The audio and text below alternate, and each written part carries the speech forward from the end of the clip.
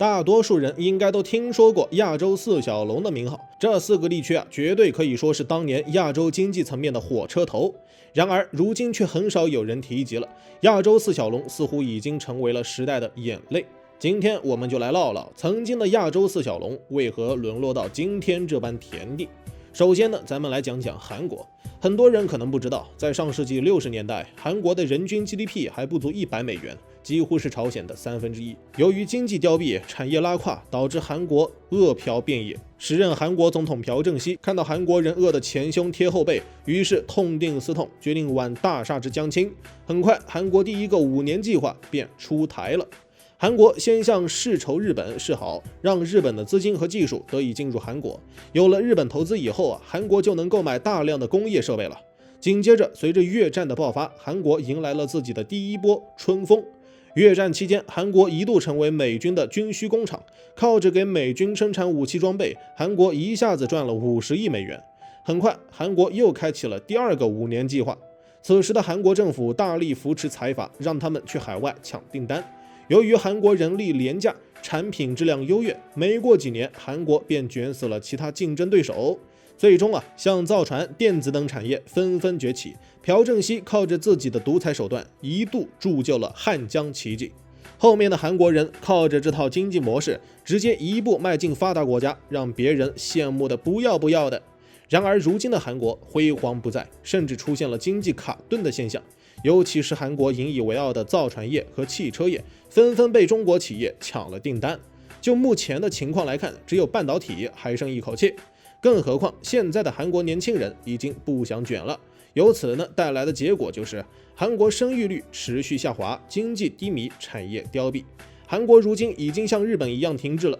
这样看来，韩国的未来确实令人感到迷茫。上世纪80年代，中国台湾和香港也是亚洲四小龙的中流砥柱，而如今没了大陆的政策扶持，变成什么样了？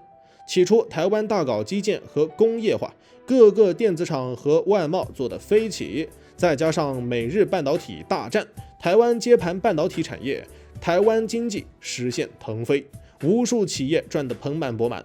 再到后来，台湾又拿到了大陆的惠台政策，在这种情况下，台湾经济一度甩大陆好几条街。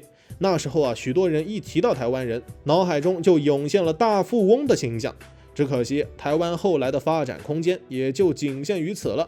由于台湾经济受限于岛内的市场规模，以及原材料供应也受到限制，导致许多台资企业空有技术却无用武之地。在这种情况下，大量的台资企业只能往大陆发展，不然根本活不下去。随着台商慢慢从台湾搬往大陆，台湾的经济也就随之被大陆逆转了。2019年，台湾的 GDP 被福建给超越。与此同时，台湾人的工资也一直停滞不前。20年前，台湾的平均工资是2万台币，20年后还是2万台币，相当于人民币5000元。如今的台湾只有一部分电子产业在强撑，比如台积电等，但那也只是少数人的财富。如此看来，台湾的经济红利基本上也就到头了，除非回归祖国和大陆一起发展，不然的话势必会坐吃山空。还有就是中国香港。遥想当年，香港作为东西方的交汇窗口，连通了中国大陆和全球的贸易往来，无数大陆的商品那时候都是走香港渠道进行出口。在此期间，香港作为一个中间商，自然吃尽了地区红利。后来香港又玩上了金融业，各大公司纷纷在香港上市，无数资本疯狂涌入，这一度把香港的经济地位推向顶峰。上世纪90年代，香港的 GDP 居然等于大陆前9座城市的 GDP 之和，可见那时候的香港有多贵气。曾经风光无限的香港、台湾，如今已远不如大陆。尤其是近些年，中国大陆的经济如同做了火箭一样飙升，各个工业类目齐全，科技公司扎堆，互联网金融玩得飞起。如今大陆不少一线城市经济规模早已超过香港，现在的香港只剩下金融业和房地产，但那只是少数人的产业，无法惠及香港底层老百姓。如此看来，整个香港的未来基本上也就这样了。而新加坡可能是亚洲四小龙最后的牌面了。新加坡的崛起主要得益于它优越的地理区位，它控制着马六甲海峡，全球60%的石油都要经过马六甲海峡运输。新加坡随便揩一把油就能赚得盆满钵满。此外，新加坡的港口一年可以吞吐1000多万个标准集装箱，期货交易价值超过2万亿美元。由于交易量巨大，新加坡曾一度被誉为亚洲最大物流中心，无数外资和银行入驻新加坡，将其金融业推向顶峰。有了财富的加持，新加坡的人均 GDP 在2023年达到了8万美元，仅次于卡塔尔和卢森堡。可以说，将新加坡称为东半球最富地也不为过。